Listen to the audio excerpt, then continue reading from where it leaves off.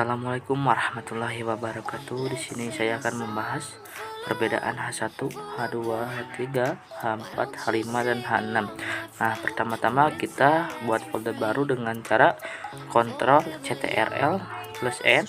Nah, kita kasih nama dengan nama perbedaan H1, H2, H3, H4, H5, H6.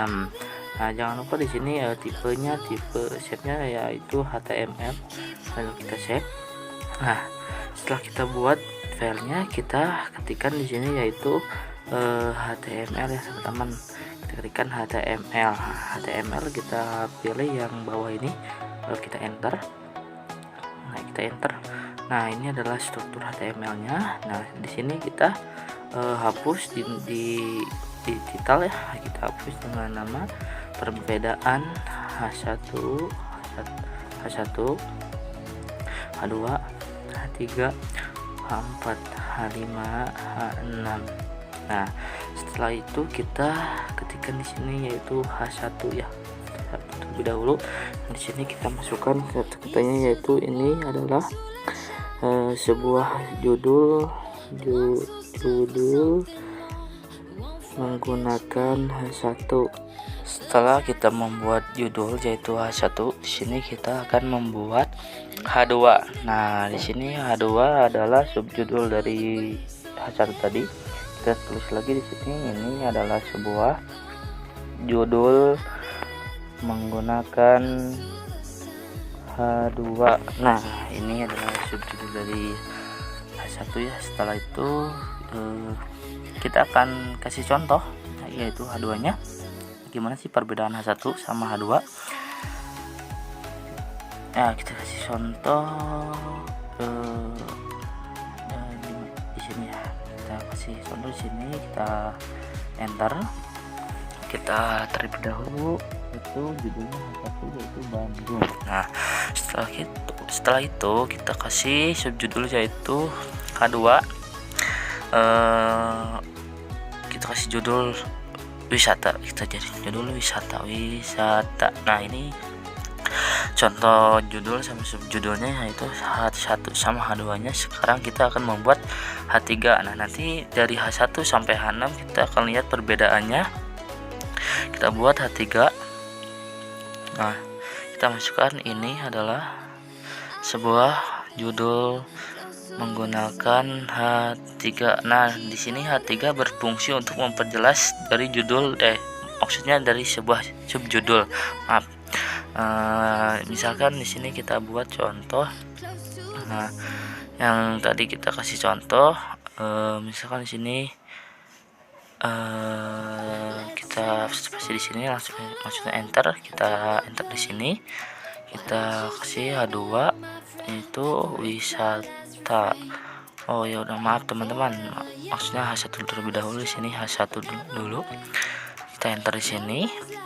Kita kasih sini H1 yaitu Bandung. Nah, setelah itu kita makan di sini yaitu H3. terdapat di penjelasan wisata ini banyak ya teman-teman. Kita kasih contoh Lembang. Nah, setelah Lembang pasti banyak. Di sini kita kasih contoh lagi. Setelah Lembang yaitu Pangalengan. Nah, ini adalah contoh dari H3. Ini adalah contoh dari H3. Setelah itu kita akan buat H4. Nah, H4 ini berfungsi untuk misalnya untuk artikel yang terkait atau komentar. Ini untuk buat komentar ya teman-teman. Kita tulisan terlebih dahulu yang tadi kita ketik. Yang ini adalah sebuah judul menggunakan H4. Kita ketikkan ini adalah sebuah judul menggunakan H4.